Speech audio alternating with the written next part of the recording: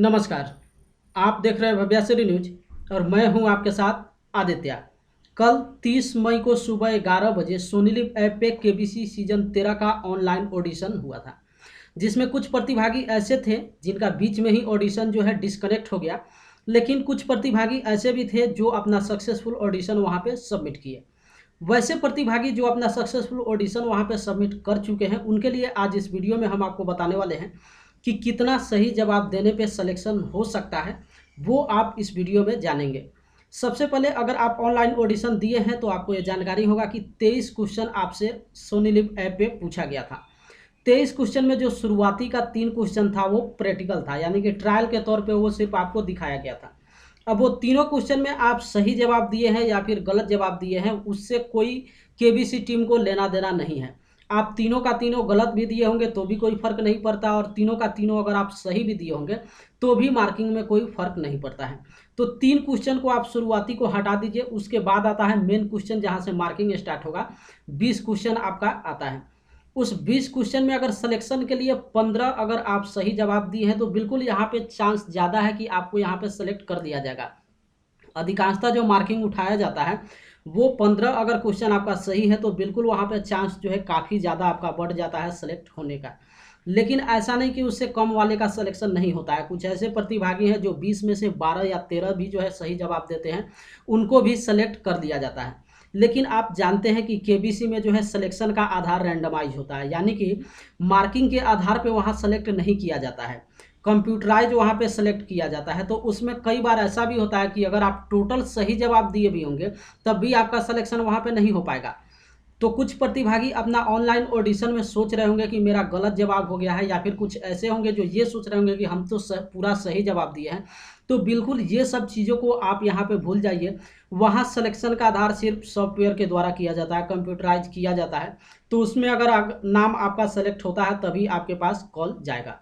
अब चलिए हम आपको पहले ही बता दिए कि 13 तक अगर आपका सही जवाब है, 20 में से 13 अगर आप सही जवाब है तो आप अपना यहाँ पे उम्मीद रख सकते हैं कि आपका सिलेक्शन यहाँ पे हो सकता है। अब ऑनलाइन ऑडिशन के बाद प्रतिभागी के साथ होने वाला क्या है, तो उसके बाद पर्सनल इंटरव्यू का कॉल आने वाला है। जिस तरीके से आईवीआर कॉल आपके पास आया हुआ था, उसी तरीके से एक और कॉल आएगा जिसमें डेट आपको बताया जाएगा कि फलाने डेट को आपका पर्सनल इंटरव्यू कॉल होगा।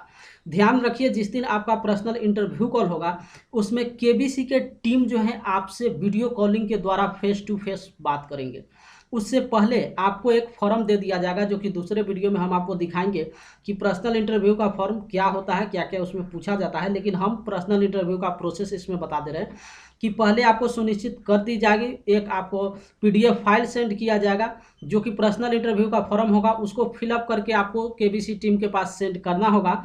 और जो डेट आपको पर्सनल इंटरव्यू का मिला होगा उसी डेट को ऑनलाइन के जरिए जो है ऑनलाइन कॉलिंग के जरिए केबीसी टीम आपसे बात करेगी। उसमें वही चीज़ आपसे पूछा जाएगा जो आप पर्सनल इंटरव्यू के फॉर्म वाले पे लिखे हुए रहेंगे। इसलिए ये दो चीज़ हमेशा ध्यान रखिएगा कि पर्सनल इंटरव्यू फॉर्म में जितना चीज़ आप फिलअप कीजिएगा वो सारी चीज़ को आप अपने माइंड में सेट करके रखिएगा, ताकि जब ऑनलाइन कॉलिंग के जरिए केबीसी की टीम आपसे बात करे तो दोनों के जवाब में फ़र्क नहीं होना चाहिए। ये आप यहाँ पे ध्यान रखिएगा। तो बस यही आखिरी पर्सनल इंटरव्यू कॉल होगा। और पर्सनल इंटरव्यू कॉल जिस प्रतिभागी के पास आ जाता है वो सुनिश्चित आप समझिए कि आप मुंबई आने वाले हैं। लेकिन कुछ ऐसे प्रतिभागी हैं जिनके पास पर्सनल इंटरव्यू कॉल पिछले साल गए हुआ था, लेकिन उसके बावजूद भी फास्टेस्ट फिंगर फर्स्ट राउंड के लिए मुंबई उनको नहीं बुलाया गया था।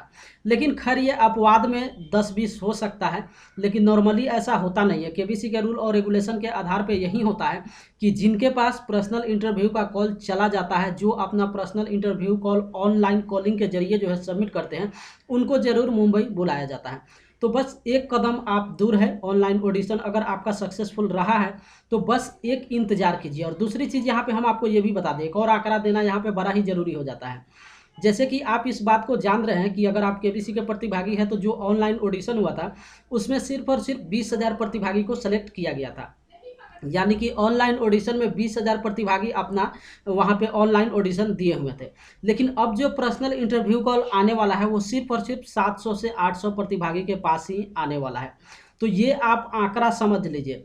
तो इसमें एक और लॉजिक हम आपको बता देते हैं कि 20,000 कल जो सेलेक्ट किए गए थे प्रतिभागी, उस 20,000 में से लगभग आप यहाँ पे आंकड़ा लेके चलिए कि 6,000 प्रतिभागी जो है कल ही डिस्कनेक्ट हो गए थे सोनी लिव ऐप पे।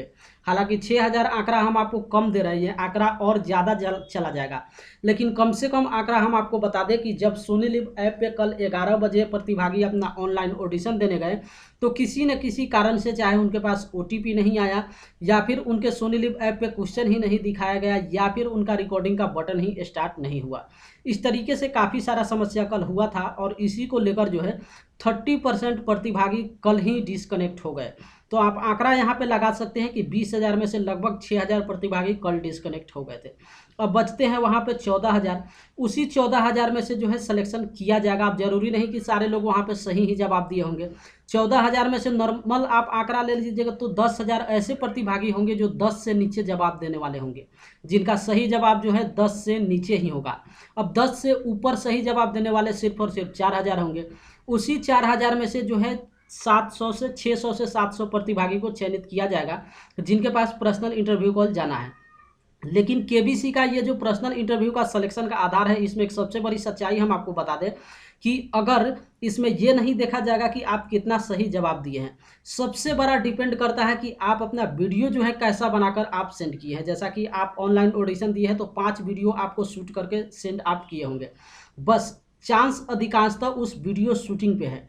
अगर आप पूरा भी सही जवाब आप सबमिट किए हुए हैं, यानी कि 20 सवाल का 20 जवाब आप सही दिए हुए हैं, लेकिन वीडियो में आप सही तरीके से एक्सप्लेन नहीं कर पाए हैं, अगर अच्छे तरीके से आप बोल नहीं पाए हैं, तो भी आपका सिलेक्शन नहीं होगा। तो यहाँ पे 2 चीज़ हम आपको बता दें कि क्वेश्चन और वीडियो रिकॉर्डिंग, ये दोनों के आधार पे अगर हम सिलेक्शन की बात करें तो क्वेश्चन में सिर्फ 30% आप आंकड़ा लीजिए, लेकिन 70% सिलेक्शन का आधार जो है वीडियो रिकॉर्डिंग पे होता है। क्योंकि केबीसी टीम भी वैसे प्रतिभागी को बुलाता है जो आपके वीडियो को देखकर समझ जाता है कि ये प्रतिभागी अगर केबीसी के मंच पे आता है तो किस तरीके से ये बात कर सकता है। अब जो वीडियो में अच्छे तरीके से एक्सप्लेन नहीं कर पाएगा, वैसे प्रतिभागी को भी केबीसी टीम अपने मंच पे नहीं बुलाना चाहता है। क्योंकि जानते हैं आप, केबीसी शो अगर आप देखते होंगे तो वो केबीसी शो एक प्रतिभा का तो खेल है ही, जहाँ पे क्विज गेम शो चलाया जाता है, लेकिन उसके साथ ही साथ काफ़ी सारा बीच में जो है वाद संवाद चलते रहता है। अब उस वाद संवाद में अगर सामने बैठने वाला व्यक्ति अगर सही तरीके से महानायक अमिताभ बच्चन से बात ही नहीं कर पाए तो फिर वैसा एपिसोड बनाने का कोई मतलब ही वहाँ पे नहीं रह जाता है। तो इसलिए अगर जो प्रतिभागी सही जवाब सबका सब दिए हुए लेकिन वीडियो रिकॉर्डिंग सही तरीके से एक्सप्लेन नहीं कर पाए हैं तो यहाँ पर भी चांस आपका बिल्कुल घट जाता है। दूसरी चीज़, केबीसी में उसी प्रतिभागी को सेलेक्ट किया जाता है जो वीडियो रिकॉर्डिंग में सिंपैथी ज़्यादा लेते हैं।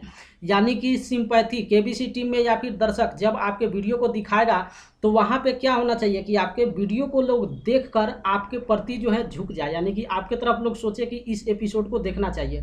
तो ऐसा आपको केबीसी टीम के प्रति जो है सिंपैथी अगर जितने लोग भी दिखाए होंगे, बहुत सारा क्वेश्चन पूछा गया था केबीसी में आपके आने का क्या मतलब है या फिर क्यों ये शो जरूरी है, तो इस तरीके से आपको सिंपैथी पे ज़्यादा वहाँ पे ध्यान देना होगा। और ये हर सीजन की यही बात होता है, जितने प्रतिभागी सिंपैथी की तरफ ज़्यादा ध्यान देते हैं उनका सिलेक्शन जो है अधिकांशतः यहाँ पे हो जाता है। तो बस क्वेश्चन पे सीधा सीधी अगर बात करें कि कितना क्वेश्चन सही होना चाहिए तो सिलेक्शन हो जाएगा, तो नॉर्मल आप एक आंकड़ा पकड़ सकते हैं कि अगर 13 क्वेश्चन सही होगा तो सिलेक्शन आपका हो सकता है। लेकिन उसके बावजूद भी अगर वीडियो कॉलिंग आप सही नहीं अपना जमा किए हुए, वीडियो में अगर आप सही तरीके से पूछे गए क्वेश्चन को एक्सप्लेन आप नहीं कर पाए हैं, तो बिल्कुल वहाँ पे सिलेक्शन का जो चांस है वो बहुत ही कम होगा।